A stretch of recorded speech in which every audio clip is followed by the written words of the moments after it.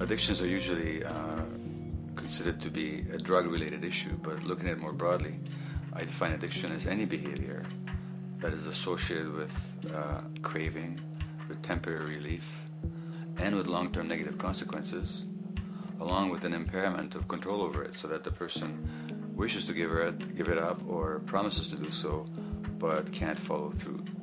And when you understand that, then you can see that there are many more addictions than simply those related to drugs. So there's workaholism, there's addiction to shopping, to the internet, to video games. There's the addiction to power. People have power, but they want more and more and more. Nothing is ever enough for them. Acquisition, corporations that must own more and more. The addiction to oil, or at least to the wealth and to the products made accessible to us by oil. Look at the negative consequences on the environment.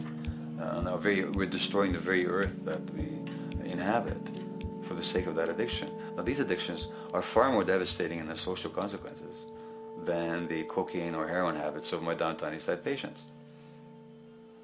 Yet they're rewarded and considered to be respectable. The tobacco company executive that shows a higher profit will get a much bigger reward. He doesn't face any negative consequences legally or otherwise. In fact, he's a respected member of the board of several other corporations.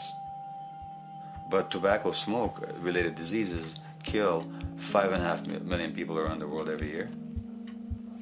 In the United States, they kill 400,000 people a year. And these people are addicted to what? To profit. To such a degree are they addicted that they're actually in denial about the impact of their activities, which is typical for addicts, is denial. And that's a respectable one. It's respectable to be addicted to profit no matter what the cost. So what is acceptable and what is respectable is a highly arbitrary phenomenon in our society. And it seems like the greater the harm, the more respectable the addiction.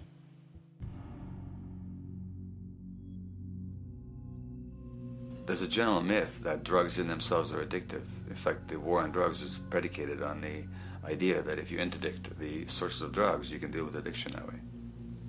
Now, if we understand addiction in a broader sense, we see that nothing in itself is addictive. No substance, no drug is by itself addictive, and no behavior is by itself addictive. Many people can go shopping without becoming shopaholics.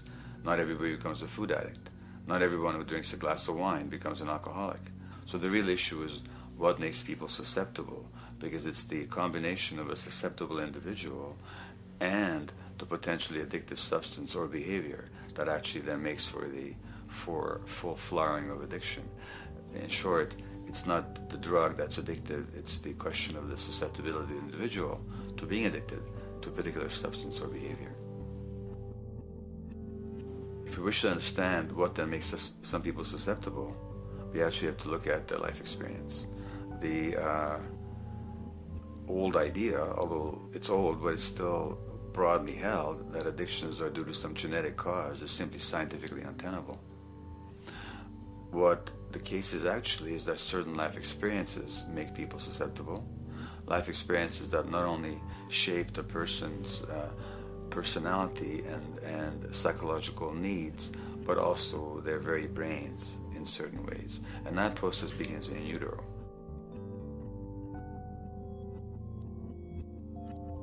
It's been shown, for example, that if you stress mothers during pregnancy, their children are more likely to have traits that predispose them to addictions. And that's because development is shaped by the psychological and social environment.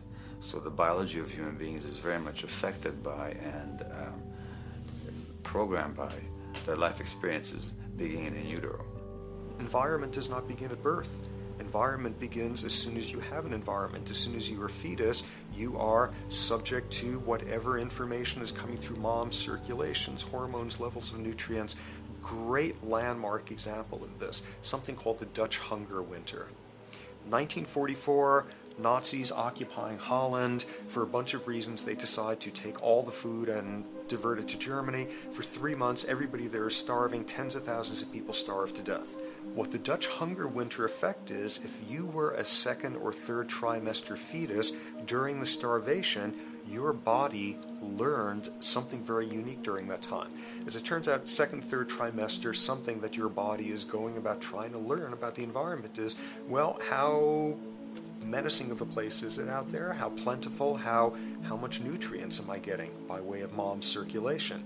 Be a fetus who is starving during that time, and your body programs forever after to be really, really, really stingy with your sugar and fat, and what you do is you store every bit of it.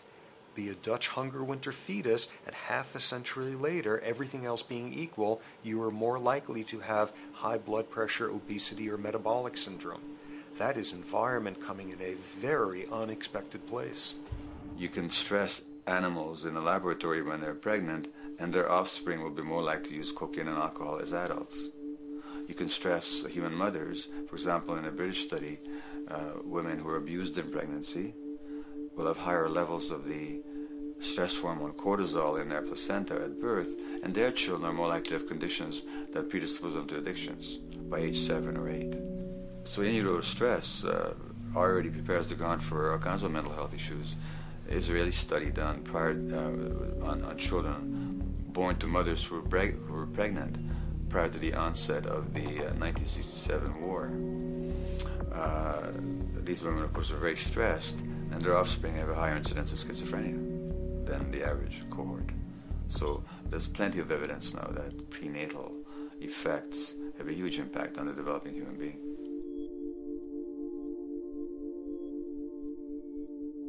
The point about human development, and specifically human brain development, is that it occurs mostly under the impact of the environment and mostly after birth. Now, if you compare us to a horse, which can run on the first day of life, we see that we are very undeveloped. We can't muster that much neurological coordination, balance, muscle strength, visual acuity until a year and a half, 2 years. And that's because the brain development that in the horse happens in the safety of the womb, in a human being has to happen after birth. And that has to do with simple evolutionary logic. As the head gets larger, which is what makes us into human beings, the burgeoning of the forebrain is what creates the human species, actually. At the same time, we walk on 2 legs, so our pelvis narrows to accommodate that. So now we have a narrower pelvis, a larger head. Bingo, we have to be born prematurely. And that means that the brain development that in other animals occurs in utero, in us, occurs after birth. And much of that under the impact of the environment. And the concept of neural Darwinism simply means that the circuits that get the appropriate input from the environment will develop optimally, and the ones that don't will either not develop optimally or perhaps not at all. If you take a child with perfectly good eyes at birth and you put him in a dark room for 5 years, he'll be blind thereafter for the rest of his life, because the circuits of vision require light waves for their development. And without that, even the rudimentary circuits present and active at birth will atrophy and die, and new ones will not develop. There's a significant way in which early experiences shape adult behavior, and even and especially early experiences for which there's no recall memory. It turns out that there are 2 kinds of memory. There is explicit memory, which is recall. This is when you can call back facts, details, episodes, circumstances. But the structure in the brain, which is called the hippocampus, which encodes recall memory, it doesn't even begin to develop fully until a year and a half, and it's not fully developed till much later, which is why hardly anybody has any recall memory prior to 18 months. But there's another kind of memory, which is called implicit memory, which is in fact an emotional memory, where the emotional impact and the interpretation that the child makes of those emotional experiences is ingrained in the brain in the form of nerve circuits ready to fire without specific recall.